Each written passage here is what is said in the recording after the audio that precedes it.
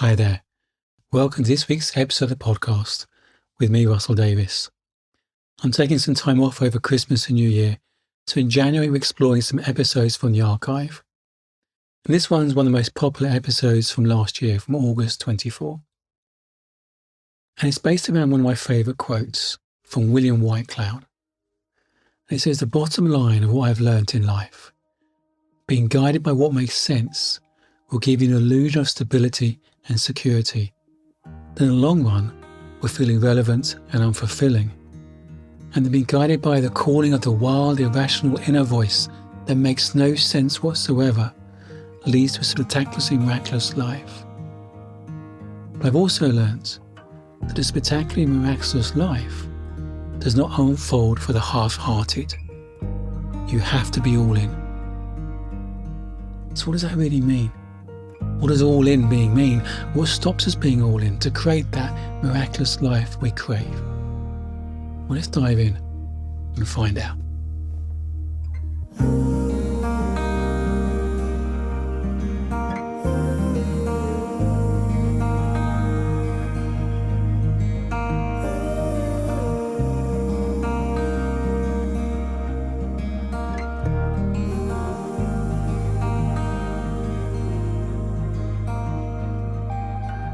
I want to share a quote that has really struck me recently, and I've been sitting with it for the last almost few months, and it's been a prompt to me in my life. So here's the quote. "Bottom line of what I have learnt in life, being guided by what makes sense will give you an illusion of stability and security, that in the long run will feel irrelevant and unfulfilling. And that being guided by the calling of the wild, irrational inner voice that makes no sense whatsoever leads to a spectacularly miraculous life. But I've also learnt that a spectacularly miraculous life does not unfold for the half-hearted. You have to be all in." Let me read that again. Bottom line of what I've learnt in life, being guided by what makes sense will give you an illusion of stability and security, but in the long run will feel irrelevant and unfulfilling. And being guided by the calling of the wild, irrational voice that makes no sense whatsoever leads to a spectacularly miraculous life. But I've also learnt that the spectacularly miraculous life does not unfold for the half-hearted. You have to be all in.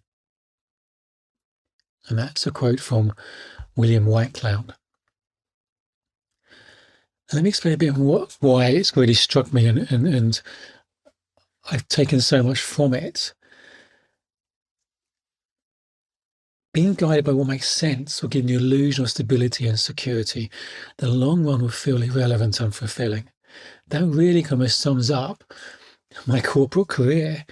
Into the middle of our infertility journey, I had a very successful corporate career, and I could have stayed there, a very kind of promising future there, and they didn't want me to leave. But in that journey of infertility, I guess I realised I didn't want to live any life of regrets. And there was something about that job that didn't feel fulfilling. It didn't feel fulfilling. It was very easy in many ways, very well paid, and the job's completely secure, but it's pretty secure. It was a very good company to work for. But I had to honour that fact that it didn't feel fulfilling. I wanted to get paid for being me. I wanted to get paid for being me, but I had no idea what it was.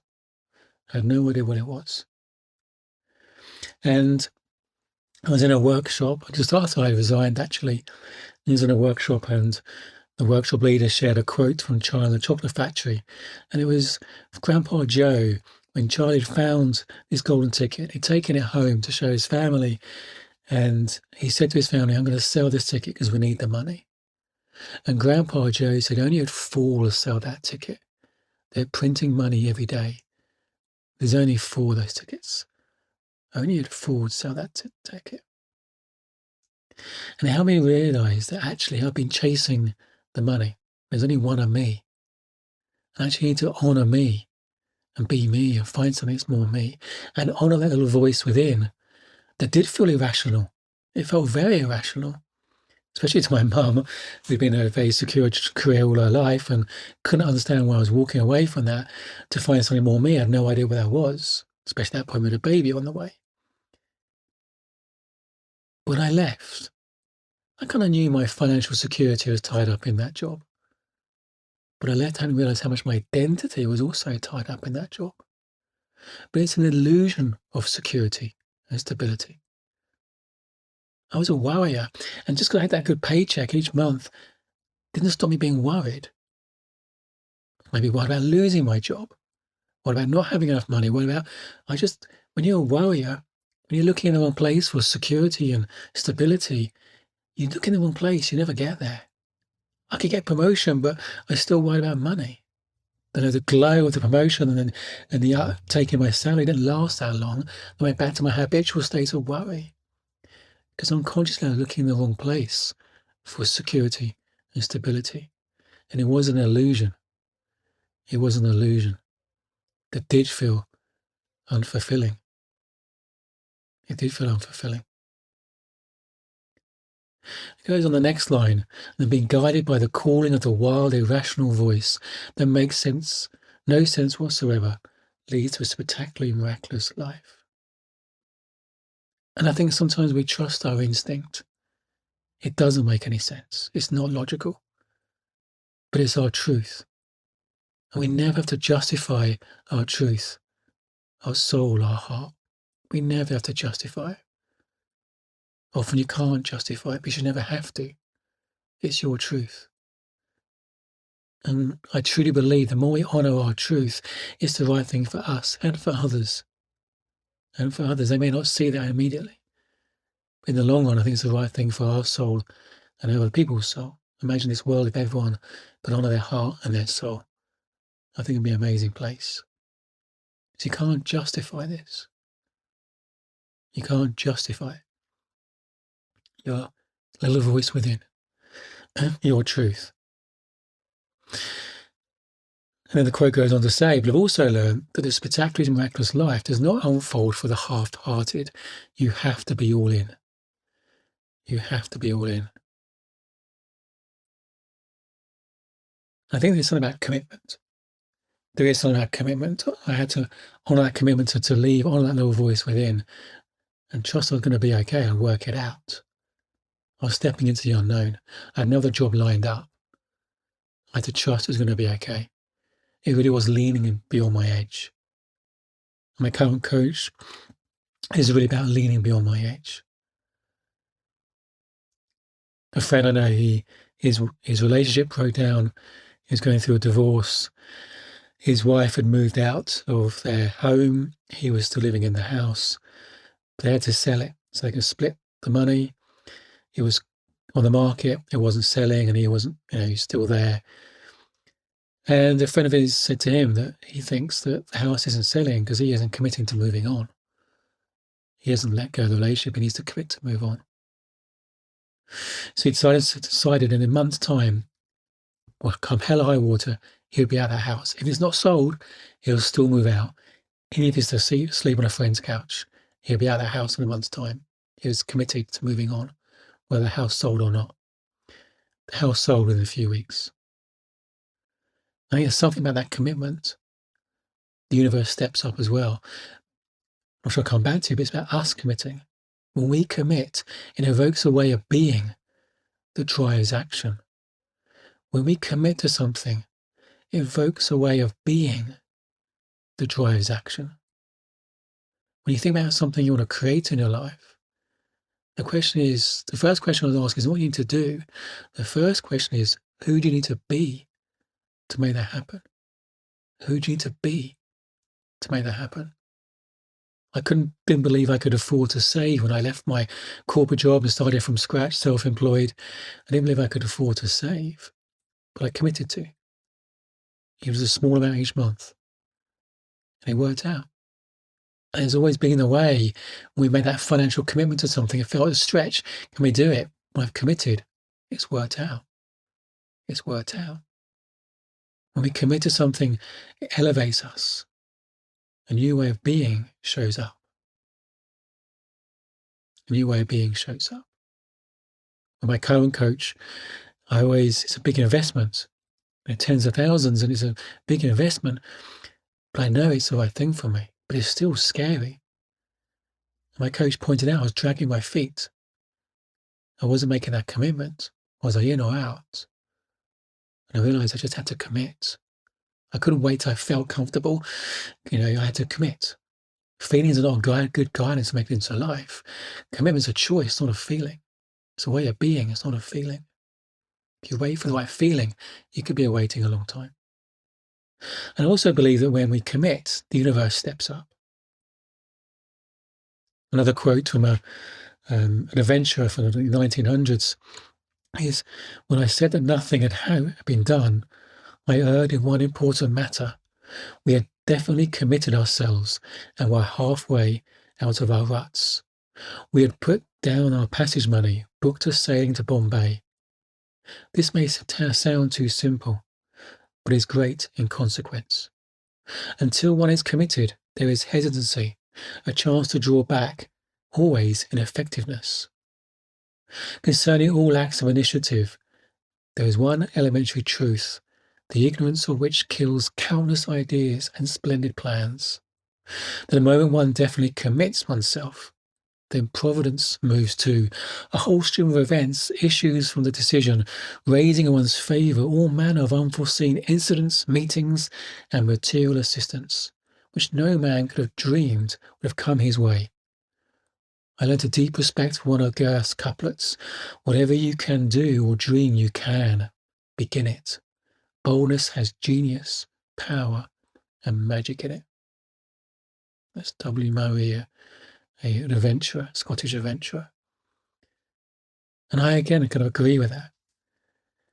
When we were involved in a church, we had a massive building project needed doing. It's a listed Victorian building, and it needed new lighting, new heating, it needed all sorts of stuff, redecoration. It was in a real state of disrepair. And it's going to cost about £1 million to make it happen. And the congregation was so generous. People sold cars, did all sorts of things. They were so committed and so generous. And we reached about 400,000, 450,000, but it still wasn't enough.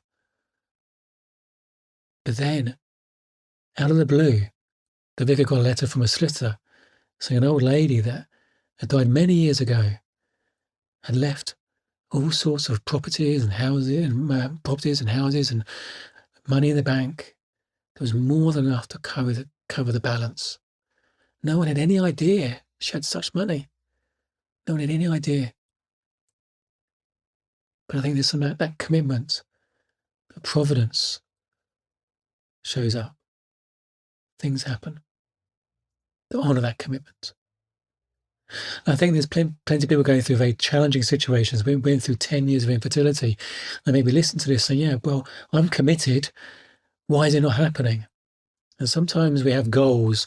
We have toxic goals. I wanted a goal to have a baby, but I didn't realise it was toxic. What I mean by toxic is I thought it would give me something beyond having a baby. I thought it made me happy, complete, fulfilled, loved. And it's I'm okay when we have a baby. I'm okay if we have a baby. And that I'm okay if, I'm okay when, it makes it more of a toxic goal. It creates fear and pressure, keeps us away from it.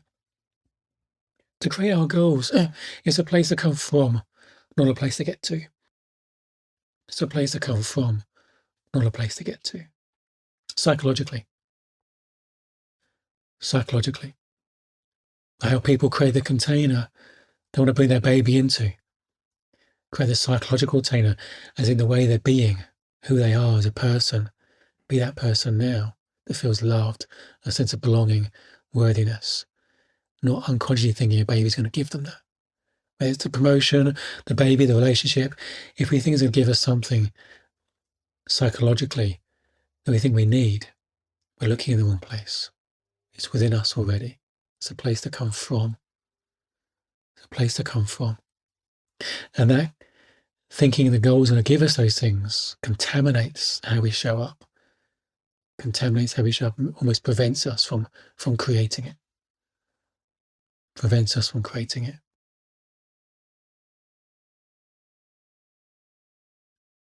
So the bottom line of what I've learned in life, Being guided by what makes sense will give you an illusion of stability and security that in the long run will feel irrelevant and unfulfilling. And being guided by the calling of the wild, irrational inner voice that makes no sense whatsoever leads to a spectacularly miraculous life. But I've also learned that a spectacularly miraculous life does not unfold for the half-hearted. You have to be all in. You have to be all in. Whatever happens, you're going to be okay. It's safe to trust your heart, the wild, irrational voice. Trust it. Lean into it. It's going to feel edgy. It's going to feel scary. But you've got this. That's where the magic happens. That's where the magic happens. One of my declarations is, I live this day as if my first and last. I live this day as if my first and last. May you live this day as your first and last. Loving you.